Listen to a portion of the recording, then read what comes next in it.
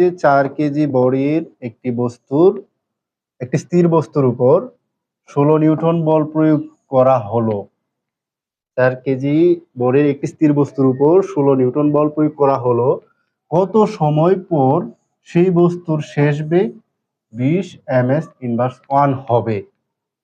একটু খেয়াল করো, আমি দেখি যদি মনে করো এই একটা বস্তু দেওয়া আছে, এই বস্তুটার ভর হচ্ছে 4 কেজি। এখন এই বস্তুর উপর আমি বল প্রয়োগ করব, এক্সটার্নাল ফোর্স বল প্রয়োগ করব কত নিউটন? 16 নিউটনের বল প্রয়োগ করব।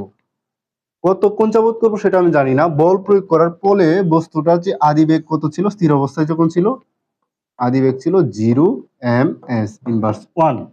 এবং বল প্রয়োগ 16 নিউটন বল প্রয়োগ করার পরে কত সময় করলাম সেটা আমরা জানি না। এর শেষ বেগ হলো b equals to 20 ms inverse 1। এখানে বলা হয়েছে যে t ইকুয়ালস টু কত বের করতে বলছে, যে কত সময় বল প্রয়োগ করেছি, তখন তার শেষ বেগ হয়েছে 20 ms ইনভার্স 1।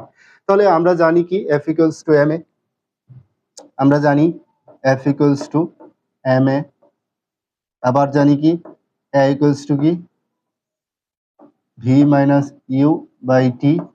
এখানে আমি t এর মান বের করব, এদিকে f আছে,